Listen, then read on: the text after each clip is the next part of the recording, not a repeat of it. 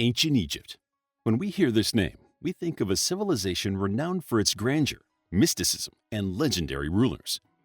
Often seen as divine figures, the pharaohs commanded immense power and lived in extraordinary wealth. But beyond their golden tombs and towering pyramids, what did these rulers eat?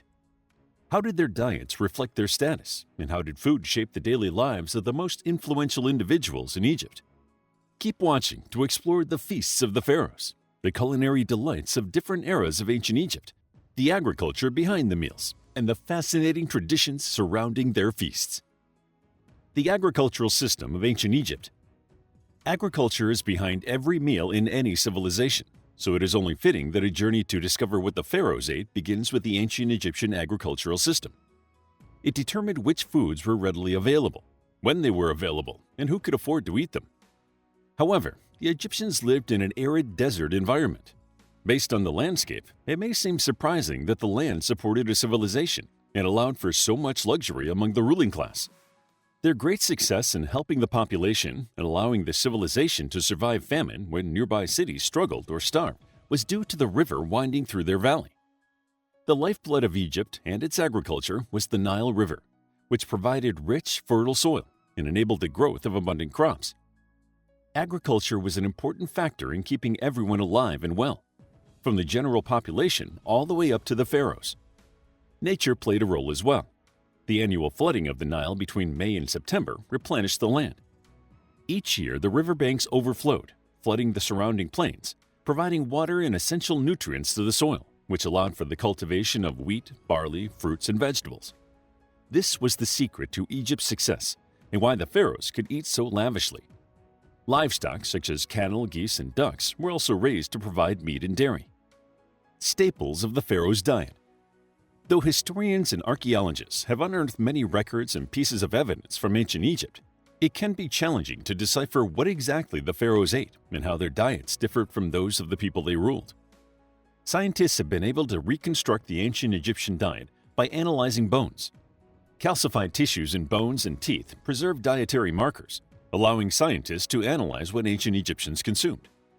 These studies have revealed that most ancient Egyptians ate cereal foods, meaning that their diet was based on grains and starch like wheat, oats, and barley.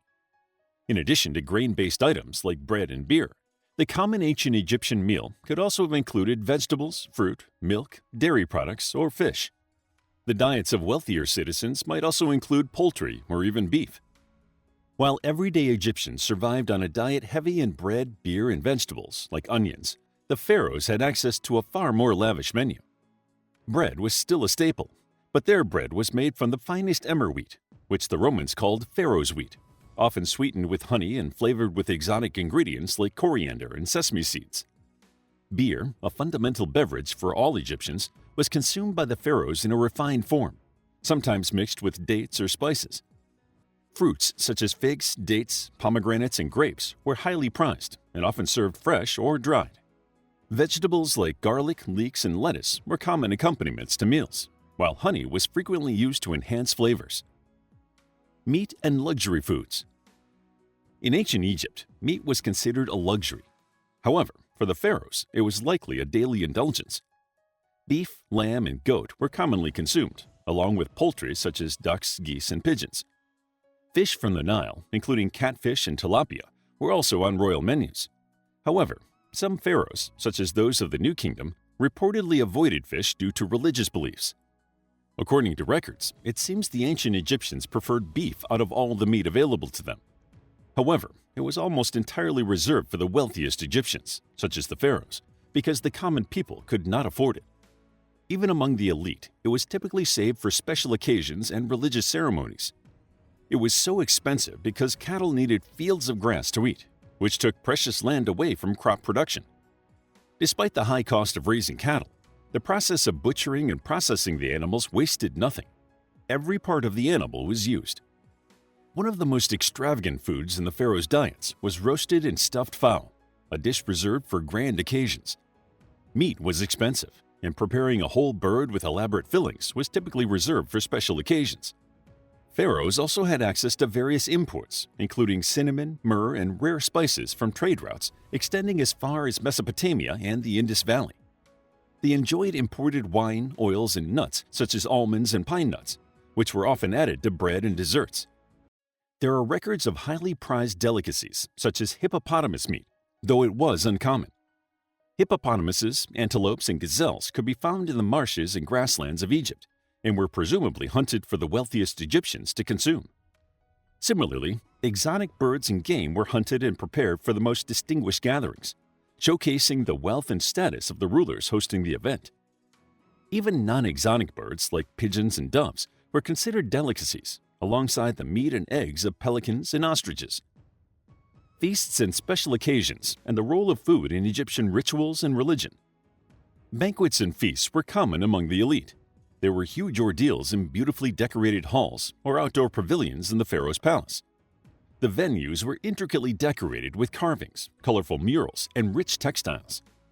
To add to the air of luxury, there were fragrant flowers, incense, and the music of harps, lyres, and flutes. The guest list would have included high-ranking officials, nobles, priests, foreign dignitaries, and the pharaoh's favorite courtiers. Elite Egyptian feasts featured a variety of dishes, often served on large trays rather than in strict courses.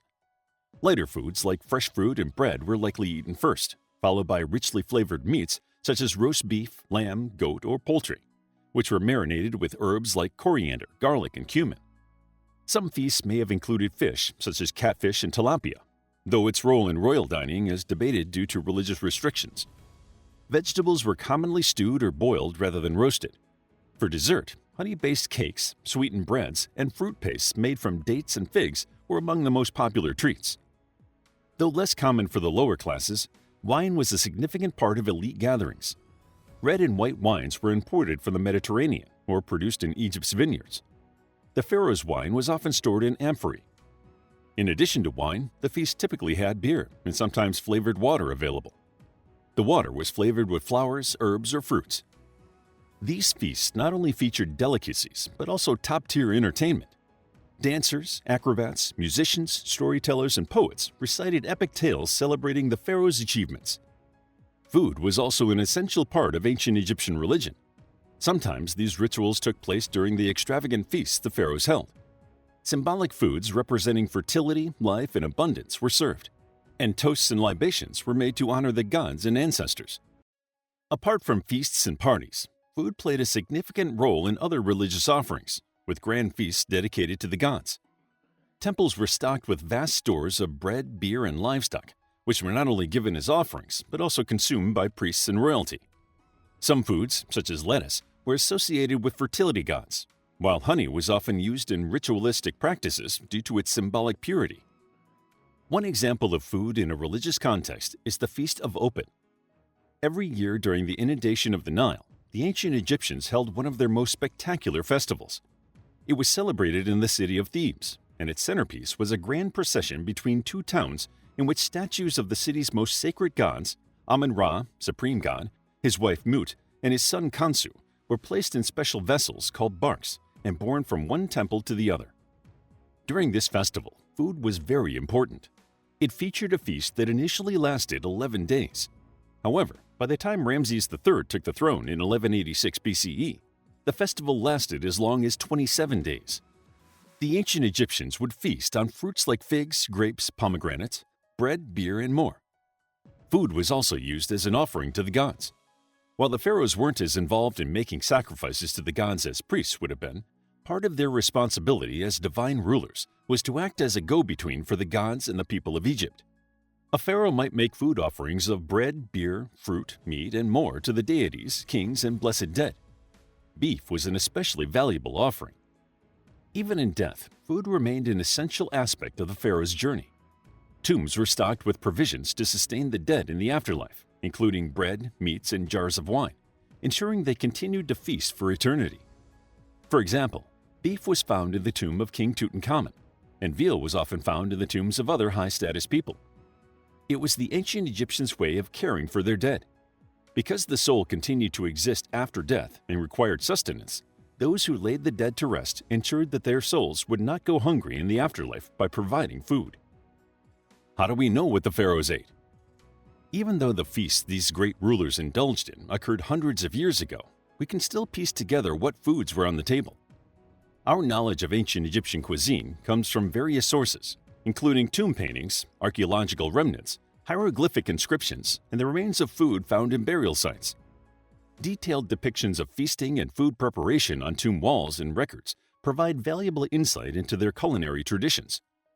Archaeologists have also uncovered food remnants such as preserved loaves of bread, dried fruits, and even jars of honey sealed for thousands of years. Since honey does not go bad, someone could eat that ancient Egyptian honey, although it's preserved as a historical artifact. Additionally, written records such as tax and temple inventory lists reveal the agricultural produce and food offerings central to Egyptian life. Despite the evidence available, there is a lot we don't know about the details of the pharaohs' lives. It is much easier to piece together the diet of the average Egyptian person. However, piecing together these clues, historians and archaeologists and listeners like you continue to gain a deeper understanding of the daily lives of the pharaohs and their people. As more information is discovered, it sheds light on the ways of the legendary pharaohs, including the cultural significance of food and their incredible lives. How would you like to get a deeper understanding of history, impress your friends, and predict the future more accurately based on past events? If this sounds like something you might be into, then check out the brand new Captivating History Book Club by clicking the first link in the description. To learn more about ancient Egypt and the lives of its pharaohs, check out our book, Middle Kingdom of Ancient Egypt, a captivating guide to the period of reunification and the Egyptian pharaohs who ruled. It's available as an ebook, paperback, and audiobook. If you found the video captivating, please hit the like button and subscribe for more videos like this.